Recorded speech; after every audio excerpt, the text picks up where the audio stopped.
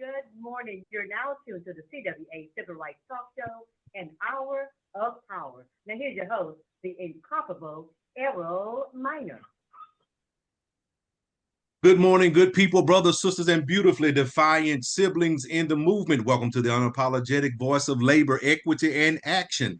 This is the CWA Hour Power radio show where we amplify the organizers, uplift the everyday workers, honor the giants whose shoulders we stand on right here on KYOK 1140 AM and 106.5 FM in the heart of Houston, Texas. If you're rolling through H-Town or just fired up anywhere in the world, stream us live at kyokradio.org on the CWA Strong app or catch the replay anytime by searching CWA Hour of Power on your favorite podcast platform. Because this space, this time, it's about us. That's right, it's about us. We're talking union contracts, organizing victories, labor rights, human dignity, fair pay, and bold everyday resistance to injustice in every form. So whether you're on the job, in your car, at the kitchen table, or deep in the fight, lean in, honk your horns if you stand with workers. Throw a fist up if you know your worth. Joining me today are the fire starters and truth tellers, Mikeya Jones, Reginald Small, Timmia Wiley, David Marshall. So buckle up, beloveds, because the power we build together, the power is ours. Let's get into it. Our union voices are ringing in every district, from Alaska to Maine, Texas to Minnesota, Canada, Puerto Rico, because we don't play at CWA. Today's activist, unlikely activist spotlight takes us to a place where activism often begins quietly, the workplace. We're highlighting Mei-Ling Chen, a garment worker turned labor rights advocate whose leadership grew out of necessity, courage, and the demand for dignity on the job. Mei-Ling Chen grew up in a working class family in Taiwan where hard work meant survival and speaking up was discouraged. Like many families, hers believed that if you kept your head down and worked hard, things would eventually work out. As a young adult, Mei-Ling immigrated to the United States looking for opportunity. Instead, she found long hours, unsafe conditions, and low wages in garment factories. Workers were expected to accept wage theft, broken equipment, and harassment as normal. And speaking up came with real risks, retaliation, job loss, or even worse. For a long time, Mei-Ling stayed silent. Like many immigrant workers, she believed she was alone. That changed when a coworker was seriously injured on the job, an accident management ignored. That moment made something clear. Silence wasn't protection, it was vulnerability. Mei-Ling began talking quietly with coworkers, sharing basic information about labor law, safety rights, and fair pay. She didn't call it organizing, she called it looking out for one another. And those conversations grew into meetings, and those meetings became collective actions. What makes Mei-Ling an unlikely activist is that she never planned to lead. English wasn't her first language. She had no formal training, but she had something more powerful: trust. She lived the same conditions as the people she was advocating for. By 2025, Mei-Ling had become a respected labor educator within immigrant communities, helping workers connect with worker centers, legal resources, and unions. Her advocacy focuses on fair wages, safe workplaces, and protection from retaliation, especially for women and immigrant workers in low-wage industries. Her work sits at the crossroads of labor rights, civil rights, and human rights. Mei-Ling reminds us that labor exploitation is a human rights issue, that no one should be harmed or silenced because of their immigration status, gender, or economic position. She has also spoken out about workplace harassment and gender-based exploitation, realities many immigrant women endure quietly. Her message is clear: workers deserve respect, no matter who they are or where they come from. For the labor movement, Mei-Ling Chen represents the backbone of the workforce, the people whose labor keeps industries running while their voices are ignored. Her story reinforces a core truth of union values. When workers stand together, power shifts. Mei-Ling doesn't call herself an activist. She calls herself a worker who learned to stand up and help others do the same. That is Mei-Ling Chen. Proof that some of the most important movements don't start with speeches or headlines, but with courage on the shop floor and solidarity among workers. You're listening to KYOK 1140 AM and the all-new 106.5 FM. If you're on the go, you can take us with you by visiting kyokradio.org and pressing the listen live option. Tune in live every Thursday at 10 a.m. Central, 11 a.m. Eastern, 8 a.m. Pacific on kyokradio.org. The CWA Strong app, or catch any of our podcasts on your preferred podcast player. Search for CWA Hour of Power on your favorite podcast player. Like and follow us on Facebook and Instagram at CWA National Human Rights to stay connected.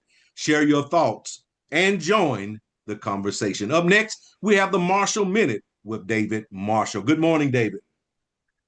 Good morning, Errol, and good morning, CWA family, and welcome to the Marshall Minute. Today, we'll be discussing balance in life, family, society, as well as work and politics, and why that is important. Balance in life fosters well-being, reducing stress, and improving health by integrating work, rest, and hobbies, while balance in politics prevents extremism and promotes stable policy and ensures accountability through checks and balances, leading to better governance and cohesion within our society. Both personal and political balance build resilience and create stability, and allows for healthy growth, avoiding destructive clashes of ideology or burnout. So, what are some of the benefits of balance in life and your personal well-being?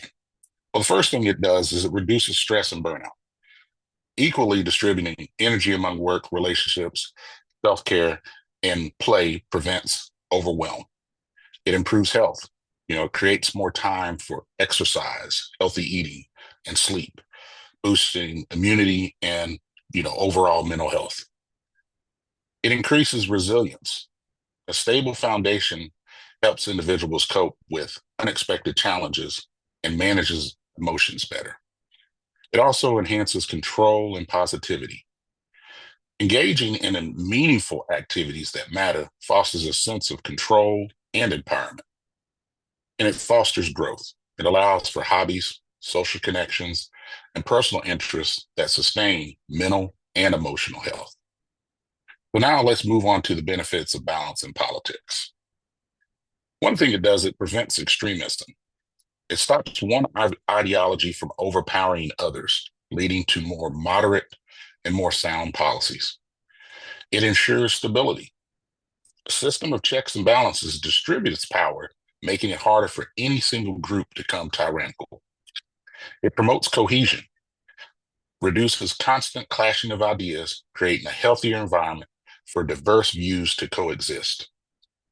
It fosters accountability. Shared power and checks hold leaders accountable and safeguard democratic principles. It also supports well-rounded policy. Balance encourages consideration of various needs, economic, social, and environmental, rather than single issue focus. So you may ask yourself, how do we balance personal life and politics? Well, first thing you need to do is engage actively, not excessively. Participate meaningfully without getting overextended, focusing on more local actions. Limit your news intake. Choose reliable sources and take breaks to protect mental health from constant negativity. Algorithms are used to keep us angry and outraged, so limit the time on social media to break away from the chaos and confusion. Next, you need to build supportive communities.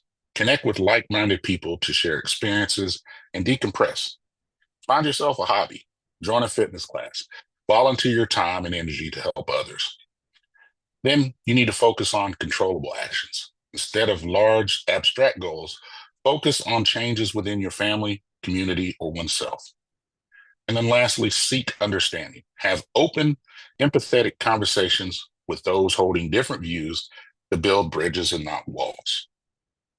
So in closing, we all know we live in a world where political issues are often urgent and overwhelming, and finding a balance between staying engaged and maintaining your mental well-being is essential. It's easy to become consumed with the constant flows of news, debates, social media chatter, but taking the time to set boundaries, practice self-care, and engage meaningfully can make a world of difference for your mental health by creating habits that support both your passions and your peace of mind. You can remain politically active without burning out. Till next time, this has been David Marshall, and you've been tuned in to the Marshall Minute, where living well is the greatest act of love. Thank you so much, David. You're listening to KYOK 1140 AM and the all-new 106.5 FM. If you're on the go, you can take us with you by visiting kyokradio.org and pressing the Listen Live option. Tune in live every Thursday at 10 a.m. Central Standard Time, 11 a.m. Eastern, 8 a.m. Pacific on kyokradio.org, the CWA Strong app, or your preferred podcast player. Search for CWA Hour of Power on your favorite podcast player. Like and follow us on Facebook and Instagram at CWA National Human Rights to stay connected and share your thoughts and join the conversation. Up next, we have January Awareness Month with our very own Mikeya Jones. Good morning, Mikeya. Good morning, Errol. And no, we don't. Today, what's next is we have a segment with Reginald Small. He has been chomping at the bit to talk to us about this. And even though I am the producer that y'all always like to, put up on that pedestal, I have relinquished my time to Sir Reginald Small. So, Reginald, you take it away. Not Sir Reginald Small. Okay, then. Yeah, Sir Reginald Small. I am Sir Reginald Small. Obviously, if the producer says that I'm that, I'll answer to that today. That's right. Go right ahead. And kind of got the big head about it. But today, I would like to talk about and ground us in something foundational, take an educational opportunity here because of so much that's going on right now in our United States. We thought it would be a good idea to go back to Civics 101, which is kind of that ninth grade education that we got that taught us about government and power, where it comes from, who is supposed to hold the power, and how it's meant to work for the people and definitely not against the people. So let's start with a basic question that doesn't get asked enough. What is Congress actually for? So I'm so glad you asked that. So Congress exists to represent the people. That's really the bottom line, to represent the people. It's not a rubber stamp. It's not a fundraising machine. It's not meant to be obedient to corporation, extremists, or political parties.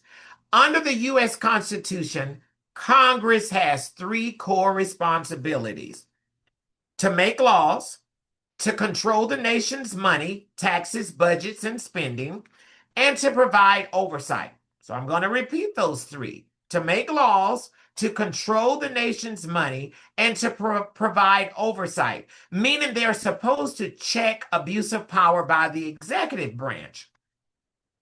Congress is supposed to be the branch closest to the people. The House reflects population. The Senate was designed to stabilize power between the states. When Congress fails to act, democracy doesn't stall, it actually bleeds. Now let's talk about human rights, because this is a Human Rights Hour Power radio show, because this conversation doesn't start in Washington, D.C. It's actually a global conversation. So I'm going to take us back a little bit.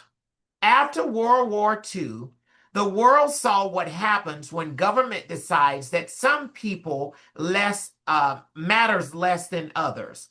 Out of that devastation came a global agreement. And that agreement was simple: never again. In 1948, the United Nations adopted the Universal Declaration of Human Rights. That document says something radical and simple: that every human being is born free and equal in dignity and rights. Government exists to protect rights, not define who deserves them. International human rights include the right to life, liberty, and security. That's pretty basic. The right to life, liberty, and security, freedom of speech, religion, and assembly, the right to work with dignity, the right to education, and protection from discrimination. Let me be clear. Human rights are not a suggestion. They should be, they are, and they're designed to be a global standard. Civil rights are how human rights show up inside a country. Human rights say what should be true. Civil rights say how the law actually enforces it. So when people say human rights don't apply here, what they're really saying is some people don't count. Now let's bring this home and talk about the three branches of government, because confusion here is often intentional. First, the legislative branch, Congress. Their power is lawmaking and oversight. They're supposed to debate, compromise, and legislate in the public interest. They can investigate corruption. They can impeach officials who abuse power. When Congress refuses to act, it creates space for authoritarian behavior. Second, the executive branch, the president and federal agencies. Their job is to carry out law, not to rewrite it, but to carry it out. Executive orders are tools, not blank checks. The executive branch enforces laws passed by Congress, and when it starts ruling by decree, democracy seems to weaken. And thirdly, the judicial branch, which are the courts. Their role is interpretation. Courts are supposed to uphold the Constitution and protect rights, especially for minorities and the vulnerable. Courts are meant to be independent. They've never been intended, the purpose was never to be used as political weapons. They are actually truly meant to be independent. When courts stop protecting rights, people actually lose trust and confidence in the rule of law. Here's the key point. These federal branches were designed for checks and balances in each other. One doesn't dominate the other. No branch is supposed to operate alone. No branch is supposed to be absolute. When one branch gains too much power, the people lose. And this is why labor, civil rights, and the human rights movements matter. Unions didn't just fight for wages. They fought for safety. They fought for dignity. They fought for democracy on the job. I'm going to reword that just a little bit for the listeners. Unions are fighting for dignity. Unions are fighting for safety. And we're fighting for democracy on the job. Human rights aren't abstract. They show up in whether your vote counts. They show up in whether your workplace is safe. They show up in whether your identity is respected. And they show up in whether your government answers to you the people. So when you hear attacks on human rights, on Congress, or on the balance of power, understand this if you don't understand anything else. That's not about efficiency. That's about control.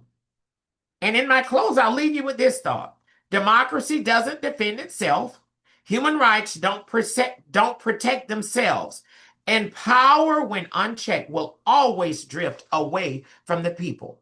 That's why we stay informed. That's why we stay organized. And that's why we stay loud. I remain Reginald Small, and this is CWA Our Power, where knowledge is power and the people will always matter. Thank you so much, Mr. Reginald Small, and we appreciate that piece right there from you.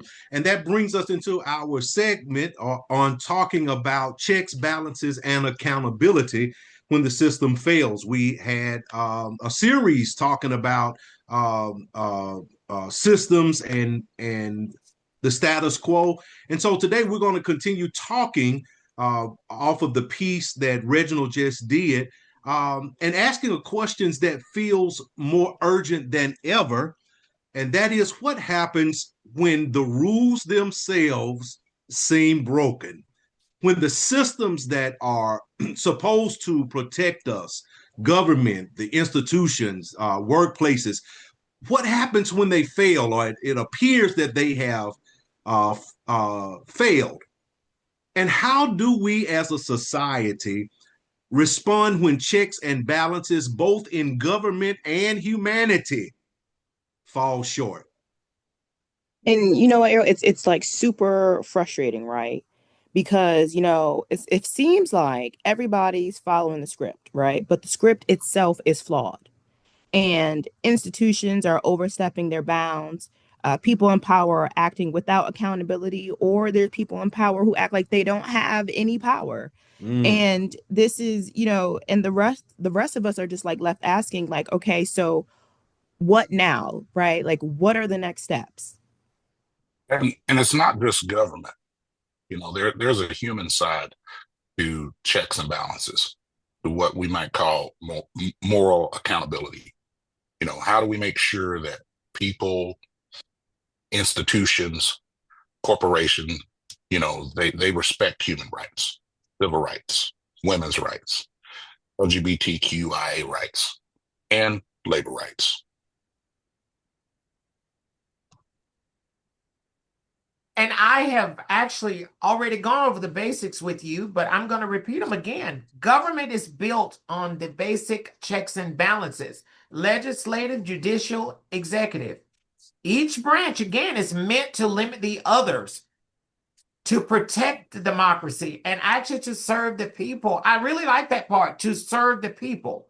But when corruption, political deadlock, or bureaucracy takes over, those checks appear to fail, and the system protects the power and not the people. Exactly. And that's why social accountability is critical. Shame isn't just an old-fashioned idea. It's a tool for enforcing ethics and justice. In the past, when someone crossed a moral line, communities made it clear it was unacceptable. Now, some people and institutions act without shame at all. ICE, for example, decisions affecting lives made without moral or public accountability.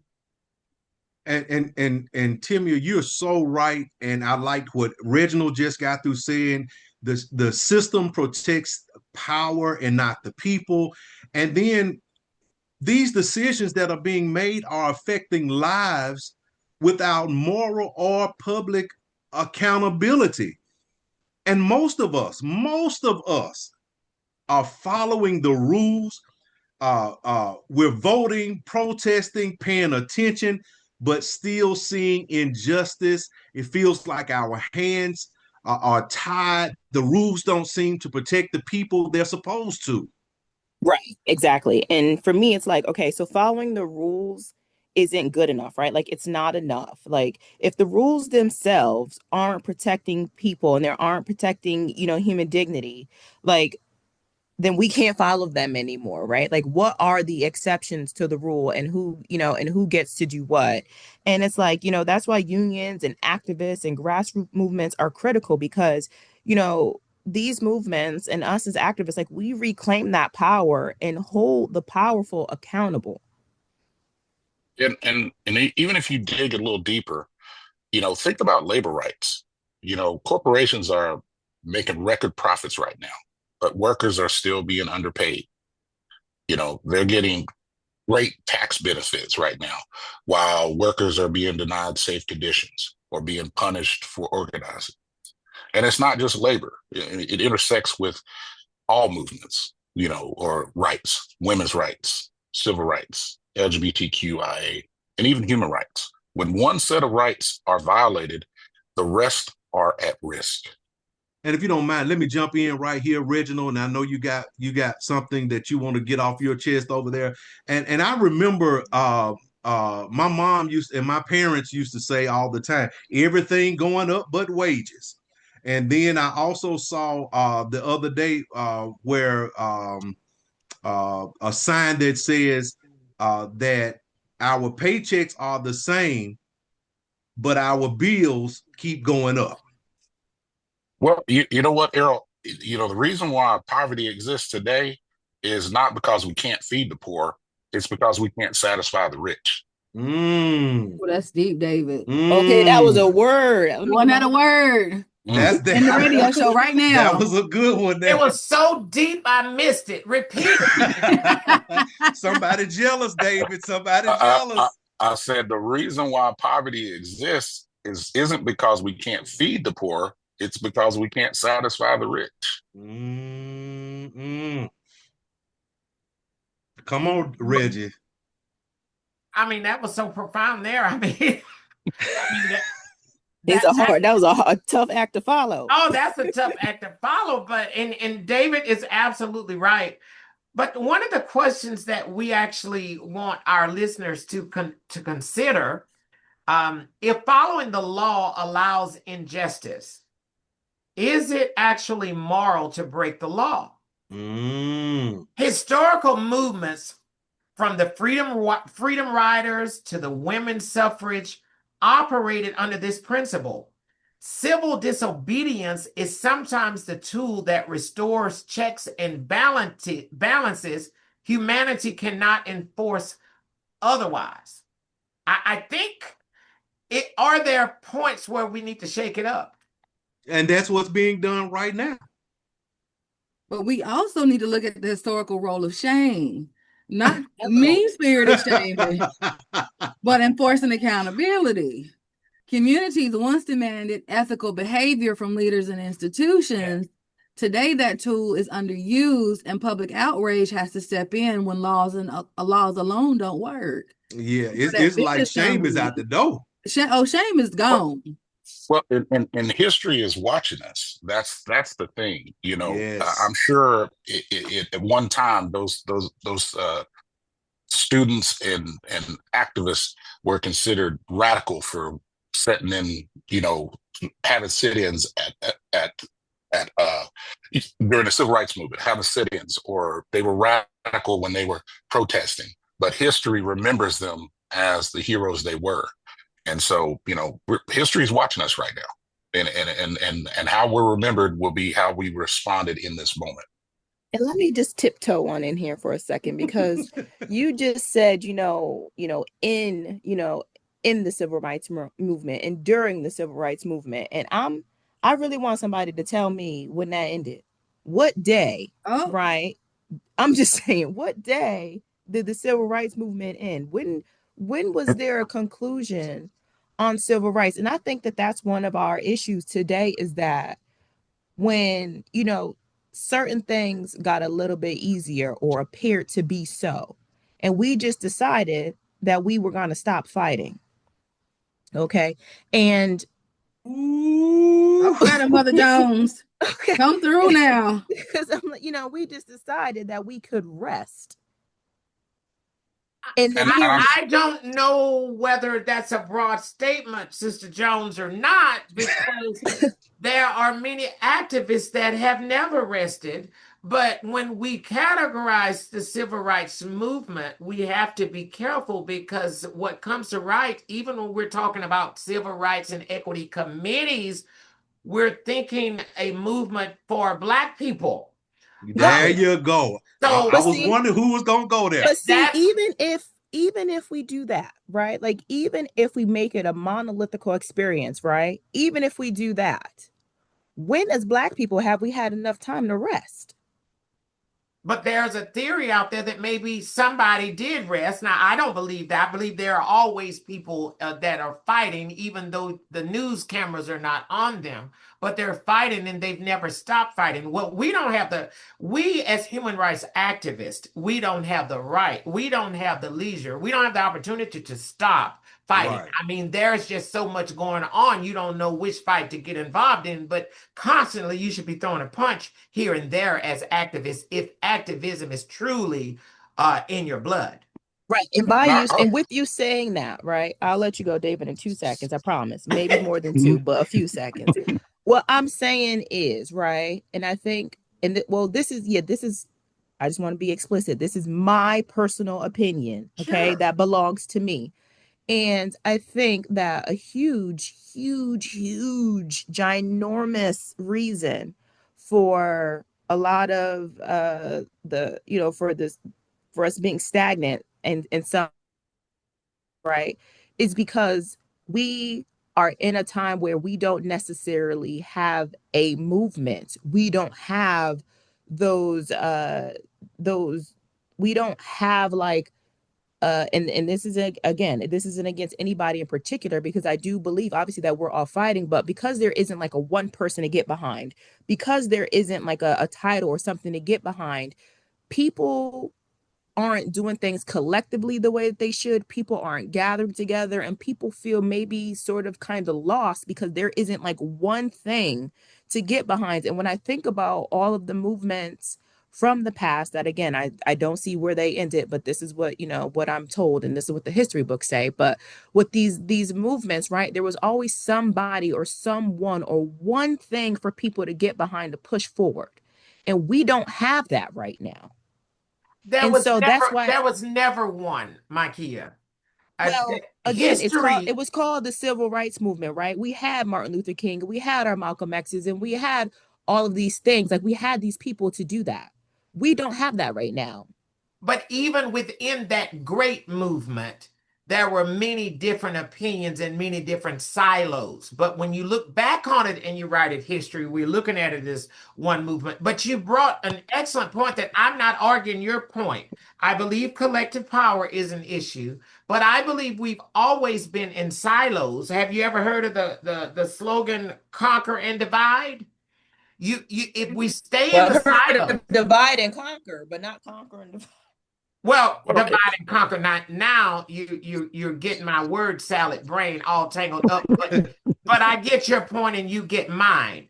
But as long as we remain in different silos, there's no collective power there. So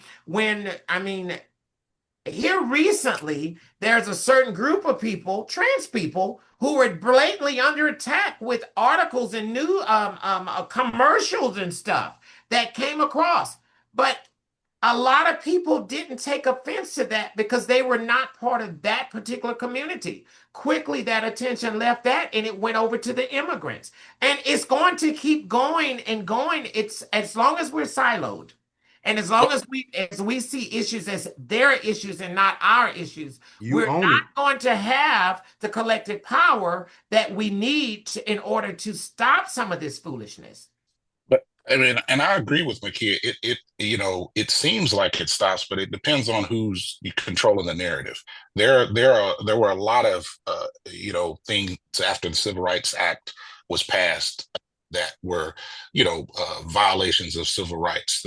Housing and redlining and a lot of different practices that there were folks that were on the front lines fighting it, but it wasn't being covered. Or when it was covered, they were ostracized, or oh, they're just being radical and they're a lunatic. There were many of activists that were demonized and given these labels and told to get over it. And it's one of those things where we just have to stay, for a term that's probably not a good term to use, we just got to stay woke and aware. You got to stay aware of what's going on, because when you take the nap and are not paying attention, then these other things are allowed to manifest.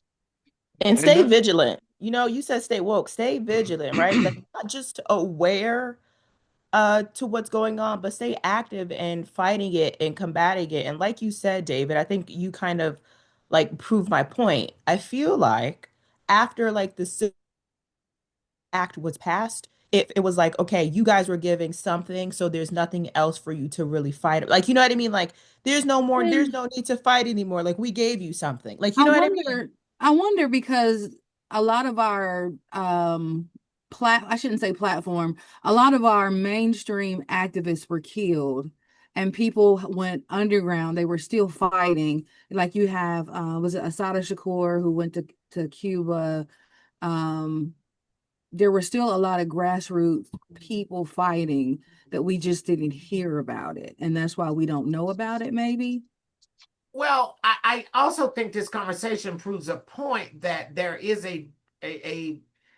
perhaps a lack of a history lesson that we never should have stopped fighting. We never should have stopped talking about it. The beauty of this particular show and the people on this show, we range from in the ages of our 30s all the way up into our mid 50s. So we all have a different view and a different connection to what that era that Mikeya is actually talking about. So this conversation is a valuable conversation that I believe is not being had enough because there is a generation that don't even know about it. Because there was a time that we weren't talking about it and they didn't actually see a fight. They didn't see the fight. Like what we're seeing on TV right now, and I mean, it's an elephant, of course, in the room. What we're seeing now in Minnesota, not just seeing it, we're hearing it. I mean, we are connected to people in Minnesota. Yes. What's going on in Minnesota? There's nothing new under the sun. This is almost like a colored, meaning technicolor, reproduction of what was going on in, I would say, Selma. I mean, it's the same thing. People are tired and they're standing up for a cause that they believe in. And I'm sure they're standing on both sides of that line for a cause that they believe in. So activism is still there. It's going on right in our faces. But the difference is there is a message coming from somewhere else that's making another group feel that activism is wrong, or activism should be you just send a letter in somewhere. You don't actually go and stand out in the ice and cold and hold your line. Or like you said, for some of us, like for people, you know, my age and maybe younger, like this is the very first time that they're experiencing this. And let me say this is the very first time that they're experiencing it in a way that affects them and their demographic, I'll say. Because I feel like that's super important right now for people to understand. And like, yes, like, again, for some of us, right, like you said, this is status quo. Like, this is what's always happened to us in this country. Some of us can align with that. But then there's a whole separate group, separate generation that this is really, when it comes to them and it's personal for them, this is their very first experience of it. And some of them, because they don't have that same tether to the past that we have, they don't know what they're supposed to do. And they don't, and like I said, and then they also don't know, like, okay, they don't have that like person that, you know, that person to follow. Like I said, for me as a Black woman in America, I have real live people, bodies, right, that walk this earth, that led people that look like me and that represent me into battles like the one that we're facing today. They don't have that, or they feel like they don't, or they don't connect that way. And I'm sorry, David, I cut you off. No, I'm totally, I'm in agreement with everybody on here. And like I said, at the end of the day, you know, how's history going to look at us, you know, and I in my mind, there are two ways that this can play out. You know, some people, they're going to leave a mark, you know, in this world, and others, they're going to leave a stain. So you decide which one you want to be. Oh, I love that. Look at you with the quotes. We're about to get you to start making us. David is hot this morning, baby. I'm on fire today. Is that Union coffee you drinking? Yeah, that's that Hallbucks. That Hallbucks. And I'm going to say this on the air today. You know, we have been standing in support with those Starbucks workers. Me and Reginald, you know, went out on a limb and was trying to become baristas. And I think we got a whole new appreciation for the work that those workers do, because I can't imagine doing that all day, 100 times a day. Just making that one cup of coffee had me sweating. Yeah, David is actually, he's bought some kind of high-tech machine that steams the milk and all that. And I'm sorry, I put my burner on the stove and I boiled mine. But hey, the point is we're standing in unity, right, David? Yes, sir. Yes, sir. And go ahead, Timmy. I know Timmy has something to say. Wait, okay. I really don't. I'm just I don't know. I wish that, because there's so many grassroots organizations that are working and doing shadow work. I think that, like, for our generation, we grew up and for me, I didn't see a whole lot of color. I didn't see a whole lot of stuff going on until we had our first Black president. And that's when I started to see and notice a lot of what we see now. And that's when I started to learn about these grassroots organizations who have been in the fight.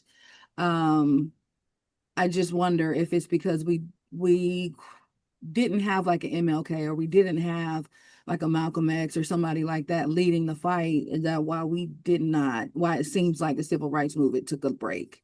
That's all. And Timmia, that was where I was I was going to ask something, and you brought it out. Does it seem as if there is no human rights, civil rights specific person leading, and is that what we're looking for? I'll stop right there. Right. That's what I was getting at. And that's my point, right? That has been my point. Like, and I'm not even talking about the United States. Like, I'm talking about like around the world. Like, we had not just like those people here, but then we had Gandhi, and we had Mandela. And, we had, all of these different countries, different places. There was like a person or a thing. And I was having a conversation with Katora yesterday. You guys, she's been on our show before. She's the vice president of AFA. And we were discussing this, and that was one of the things I said. I said, I feel personally like people are waiting for somebody to get behind. Like, we need a figurehead for human rights. And I said, what stresses me about that is that, like, a person like me, I've been trained for this my whole entire life, right? Like, I was raised, in knowing what the civil rights movement was and things like that. I was raised in learning about environmental justice and environmental awareness. I was raised knowing and learning about, social justice issues and the different things within the LGBTQIA plus community. And like I said, like, okay, so when there weren't racial injustices going on, there were, Columbine was going on, and there were bombings and things going on, and there was anthrax, and there was all of these different things that was affecting us, right, as a country and as human beings overall. And there were different people that came out at those times that spoke about those different things. Like, people forget about how Al Gore was trying to save the earth for what it was literally all those years ago. And so, and he's still active there. Yes. Right. And we're still on his internet right now. Right now. And so what I'm saying is, we have been trained for this our whole lives. And if we just use the tools that have been given to us, we can overcome this. We just need to overcome it together. And we need to stop waiting for somebody to stand in the front to save us when we all have the tools to save ourselves. I'm glad you're saying that, because that's where I was going. And that's when I stopped a few moments ago. We are the leaders of today. We can step in this place.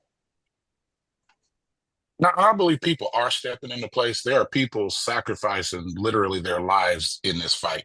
And we can't forget that. There are people have died, trying to help protesters, or, trying to fight against some of the injustice they're seeing. It's just, like you said, we don't have a figure, to get behind, but I don't think we ever know when that's going to happen. And we never know who that's going to be. It's just somebody steps up, and it can be somebody that nobody knows that they've been trained their whole life to do this, and they finally see something enough to have them step out and say enough's enough. And so I just think that we've always had that potential. We still have that potential, and I feel good to when I do turn on the news and see that people aren't just complacent with things. They're exercising all their constitutional rights, and that's, I think, is a start. Come on, Reginald, because I know you got something. I saw you. Well, I just had one thing. It's a question out there, and if there was a leader, would we follow him? Because we're in a society now where everybody knows everything. I mean, they think because they got a Google search engine that you step up and you say one thing and they're disputing you on the left and the right. I mean, I wonder, are we too advanced now to even have a leader that we would actually follow? Mm. You know what? Mm. Someone said that. I was speaking to a wellness coach, and I was told that a lot of people today have issue with speaking the truth or standing in the front, because with a lot of times now, with truth becomes scrutiny. Yes. And so I think, like you said, maybe that is the reason. Maybe today, with like social media and the way that the world works and the way that everybody hears what you say, and they may not hear it like in the full context or whatever, you are under so much more public scrutiny. And on top of that, it's not like, okay, back in the day, if somebody wanted to criticize you, you wouldn't hear about it for a while, right? Or wouldn't be this big, huge thing that one little Tom in, whatever city in whatever state criticized you. Now it's like, as soon as you say something, Tom from Omaha is criticizing you, and the whole world can see what Tom has to say. Like, Yeah. you know what I mean? And like, I some people don't want that. You're right. And I totally get that. I mean, and I know, Errol, that we need to move on, but even in our union halls, our churches, there was a time that when the leader took the podium, you listened to what the leader said. Now, and I'm speaking union, before the leader can finish saying what he's saying, 8 of them lined up at the microphone to dispute what he's saying because they know more. Same thing in the church. It used to be that when you respected the pastor enough, whether or not you fundamentally fully agree with him or not, you let him have his say and you submitted to his leadership. Now, before he can get the scripture out, you done already Googled it and you want to argue with him and see why he's wrong and why you shouldn't listen or be obedient to what he is saying. So it's a whole different generation that either the leader has to be different or figure out a new way to capture the follower. Not sure. Or maybe it just can't be one. Maybe it needs to be a group. Maybe we've gotten to a place where we think that the power is or maybe we need to get to a place where we understand and we're comfortable with the power being in the collective, that it doesn't just have to be one particular, being, that we as a collective, again, like we were talking about, when we use our morality and we use our humanity and our compassion and our just understanding of how society works, and like you said, and have proper checks and balances, maybe that would propel us forward. I think once we, again, just get on the same page and get in alignment for what is right, and how, if we just get behind how an injustice for one is an injustice for all, once we really are able, I think, to live in that, we'll be able to move forward. Because right now, like you said, we're in this whole divide and conquer thing. Like, if you're only gonna fight when it has to do with trans, or you're only gonna fight when it has to do with racism, or you're only gonna fight when it has to do with women's rights, we're gonna lose. Because whether we want to address it or not, the opposition, they're fighting as a collective. It don't matter what it is that their leader says or tells them to do. They do it, and they do it together, whether they feel like it's right, whether they know it to be true or not, whether they know it's an outright lie. They will sit here and they will push whatever purpose they have on their side forward together. And that's how we've gotten to where we are. So I think that we can all agree on this one thing, that we are not powerless. Our voices actually matter. Yes. Our actions matter. Our moral courage matters. Every protest, every union effort, every campaign contributes to accountability. So acting together, organizing, educating, demanding justice. Like Timmia said, shame brings us back to where it belongs. Not mean-spirited, but as a tool to enforce ethics and fairness. And that's what today's show is about. When systems fail, people rise. When laws falter, communities enforce accountability. When rights are threatened, solidarity protects them. And we do it together. We do. Together is a big word. And I think that for some reason in this society of I, me, we don't realize that what affects the LGBTQ plus community can affect us too. When they lose rights, we lose rights. And that we need, like Mikeya said, in a nutshell, we need to be fighting for everybody. And somehow we miss that. We only want to step up when it affects us. And we got to stop that. And I don't know how to educate people on that. That's where I don't know when I talk to people how to educate people on the fact that you need to be vigilant on things that don't apply to you outright, because they do apply to you as a working class. If you are in the working class, you can bet your bottom dollar it applies to you. Right. And we'll see what we can do to have a little discussion on that, because I believe that is very important. So let's bring it full circle and then we'll move on. I think Mikeya wants us to go to Union Buster or awareness. Just let me know which way you want to go, Mikeya. Be accountable, be active, be unafraid to demand justice. Systems may be convoluted, but together we have the power. And that brings me to today, to pause, to acknowledge Dr. Martin Luther King Jr., not as a quote, not as a slogan, but as a call to action. Dr. King didn't just talk about justice. He organized, he showed up, he built coalitions. He believed ordinary people working together could bend this country closer to what it is promised. And that's why Monday isn't just a holiday, it's the MLK Day of Service. And Dr. King said everybody can be great because everybody can serve. Service wasn't charity to him, service was power in motion. So today we're encouraging our listeners, union members, workers, families, and neighbors to do one thing this Monday: volunteer, show up, give back. That can look like feeding families, supporting unhoused neighbors, helping seniors, cleaning up your community, mentoring young people, assisting a mutual aid group, supporting a labor or civil rights organization. It doesn't have to be big, it just has to be intentional. Volunteering is how we honor Dr. King's legacy in real time. It's how we remind ourselves that democracy doesn't run on autopilot. It runs on people. And for union members, especially, this matters because labor didn't win rights by waiting. We won them by organizing, serving, and standing together. So this Monday, don't just take the day off, take the day on. Find a place to serve, bring a friend, bring your kids, bring your coworkers. And when you show up, remember, you are continuing a legacy that believes workers, communities, and justice are strongest when we act together. That's how we honor Dr. King, not just in memory, but in movement.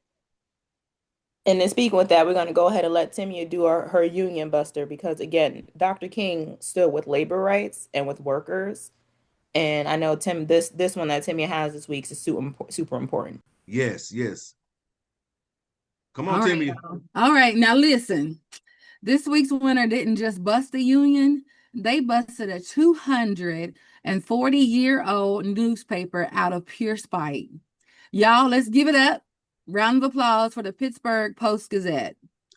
240 years gone down the drain. Finito. That's not restructuring. That's a meltdown. Exactly, Errol. Let me set the scene. For years, the Post-Gazette spent millions of dollars fighting its own workers in court, trying to deny them basic legal protected rights. Not better journalism, not higher wages, not health care, lawyers. And then plot twist, straight out of a bad corporate drama, the U.S. Supreme Court told them, you lost. Restore the union negotiated health care plan. And what did the Post-Gazette do hours later? They said, if we can't break the union, will break the paper. And that's not business strategy at all. That's retaliation with a press pass. Say that again. That's not business strategy. That's retaliation with a press pass. Because instead of following the law, instead of doing what every employer is required to do, they announced they were shutting down. How did they tell their workers? They didn't do it face to face. They didn't have any accountability. They pre-recorded a video on Zoom.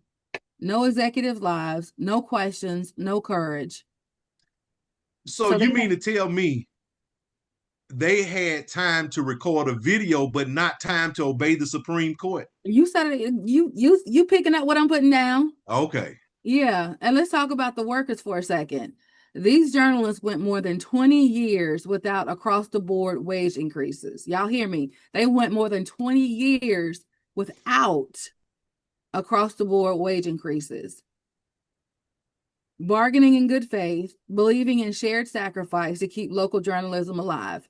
They went on strike for over 3 years because the company was acting illegally.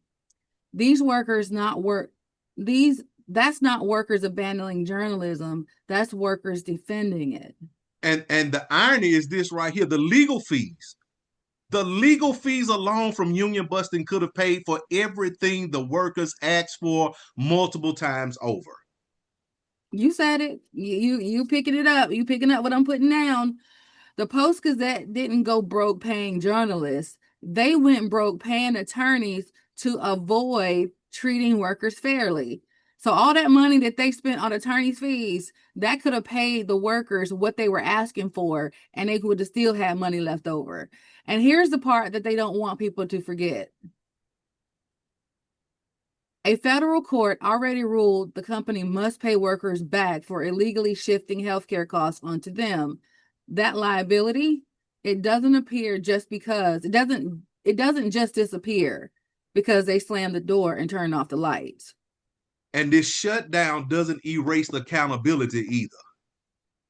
Not at all. And let's call it what it is. That was a choice. The owners chose ideology over law, control over community, union busting over journalism. They punished workers. They punished Pittsburgh. And they sent a message to employers everywhere. If workers win, shut it down. And that's a dangerous precedent too, Timmia, not just for labor, but for democracy. Because local journalism matters. Union journalism matters. And workers' rights mean nothing if companies are allowed to shut down rather than follow the law. That's why the members of the Newspaper Guild of Pittsburgh aren't done. They're organizing, they're fighting, they're building a future for real local journalism, whether under new ownership through the Pittsburgh Union Progress or something entirely new. And they're asking the public to stand with them. And really, Timmia, because I'm glad they're doing that, because journalism doesn't belong to billionaire owners. It belongs to the people. It does. And so this week's Union Buster of the Week, I'm handing it over to the Pittsburgh Post-Gazette, a company that looked at the Supreme Court dead in the eye, flat-footed, and told its workers with a 240-year history and said, nope, we're not paying you. They retaliated. They did what they wanted to do, like a hard-headed child. So today we are naming you the Union Buster of the Week. Back to you, Errol. Thank you so much. Come on here, Mikeya Jones. You said you got something to say? I do. Before we go today, right, we want to pause just for a moment because the times that we're living in are heavy, and pretending otherwise doesn't make us stronger, okay? Uncertainty is everywhere. It's in our jobs, our communities, in our politics, in our pockets, and in our homes. And when you're constantly fighting for dignity and for justice and survival, it can feel like rest is something that you have to earn. But I want to be clear, right? Rest is not a reward, it's requirement. And taking care of yourself right now isn't quitting, it's not disengaging, and it's definitely not selfish. It's how we stay whole in a world that keeps asking us to fracture. Wellness doesn't mean pretending things are okay, and it means acknowledging reality and choosing not to let it consume your spirit. because stress lives in our bodies and fear lives in our nervous system, and constant crisis keeps us in survival mode. And so sometimes caring for yourself looks simple, like drinking water, getting sleep, or stepping away from the news, or letting your body breathe without guilt, because you don't have to carry everything all at once, and you're allowed to set things down. And so I just wanted to say, like today, right? Care is not a distraction from justice, and but care is how we survive it. So protect your body, guard your mind, nourish your spirit, because a well cared for person cannot be erased. Okay? And none of us are meant to do this alone. So this is just your reminder. You matter beyond your labor, beyond your productivity, and beyond your fight. Okay? So take care of yourself, take care of your family, because we need you whole. That's all I needed to say. An hour is not long enough to be with you, and a week is too long to be away from you. You have been tuned into the CWA Human Rights Hour Power broadcast. I hope something you heard today has inspired you to take action toward creating positive change in the world. Every person has the power to make a difference, no matter how small, and by working together, we can create a world where human rights are respected and valued. So I encourage each of you in the listening audience to reflect on your role in promoting human rights, to effect change in your communities and beyond. Know that you are not alone in your quest for a more just and equitable world.